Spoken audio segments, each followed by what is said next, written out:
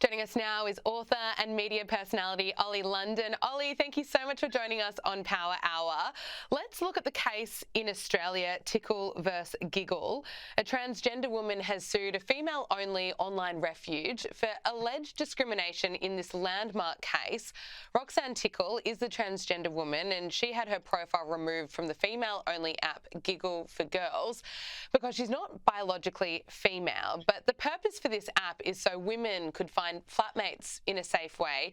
And now Roxanne Tickle is suing Giggle for discrimination. Now, this case is the first time that gender identity and sex are being compared under the Sex Discrimination Act of 1984. So, Ollie, this case will set a huge legal precedent going forward.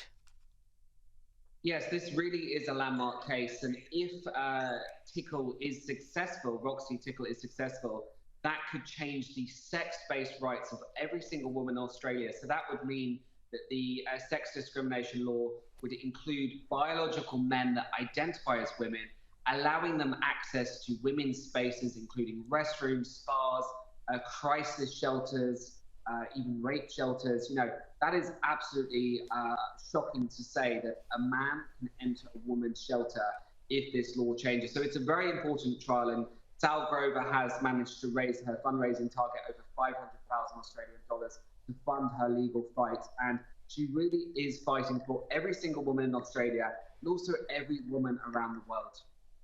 Yeah, really well said, because what are the consequences, not just here in Australia, but right around the world if Roxanne Tickle is successful and if she wins here? I also find it hard to believe that there are spaces that exist that are just for trans women, and so why can't there be places that are safe, that are for people who are born female?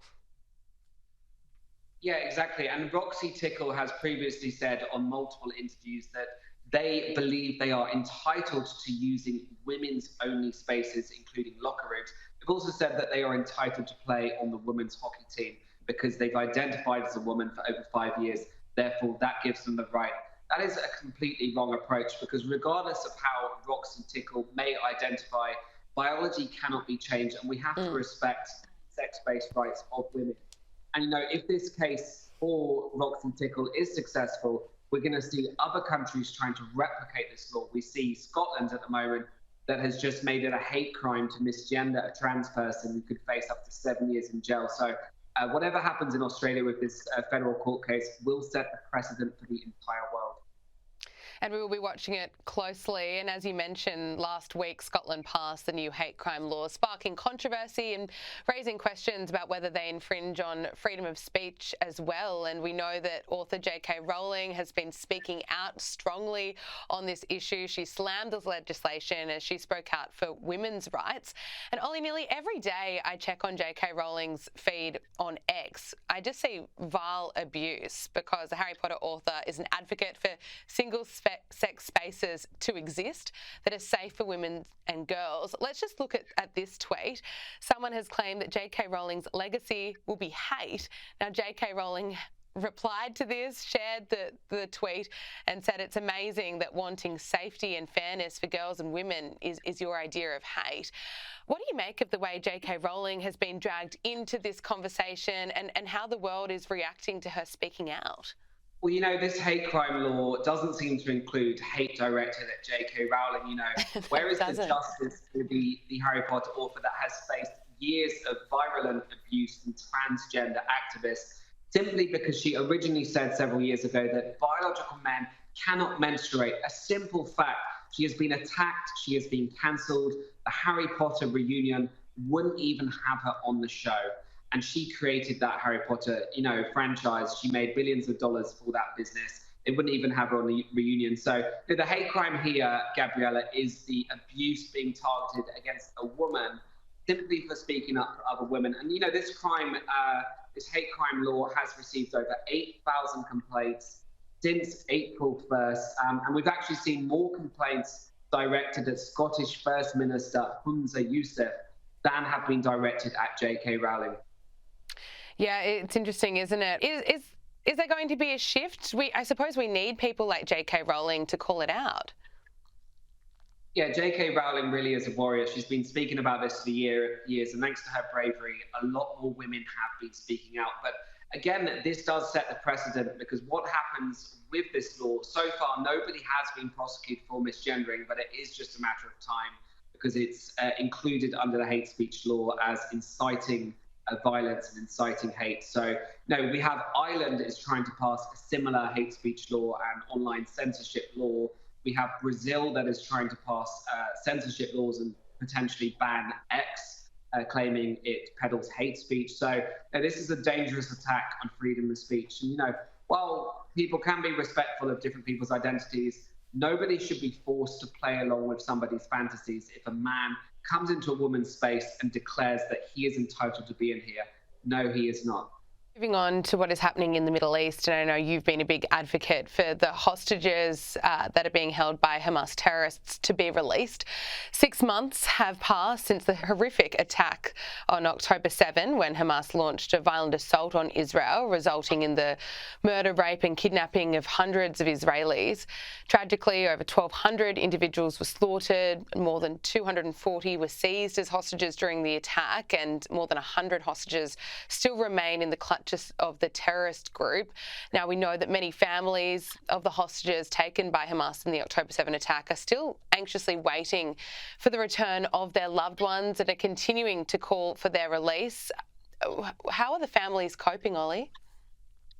Well, I've actually met many of the families. I've met former hostages. I am regularly in contact with family members. And, you can't imagine that every single day feels like a lifetime.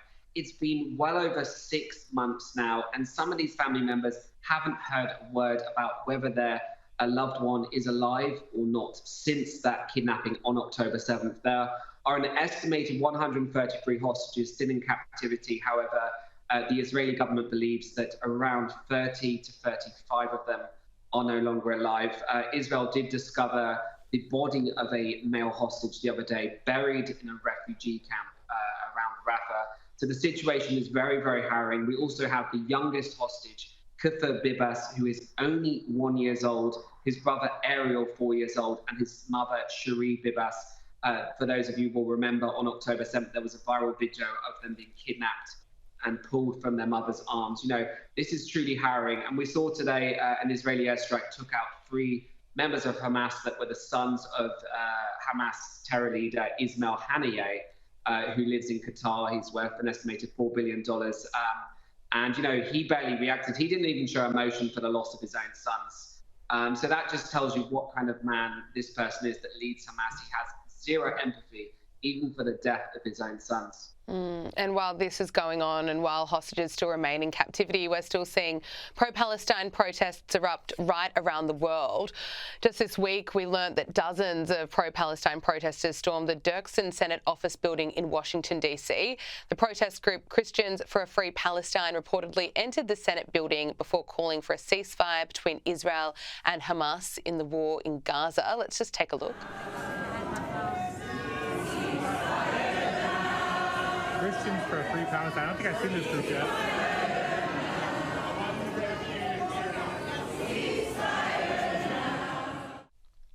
Capitol Police say they arrested approximately 50 protesters over the illegal demonstration. What's your reaction to this one? Well, firstly, it is a serious felony to enter the Capitol to protest.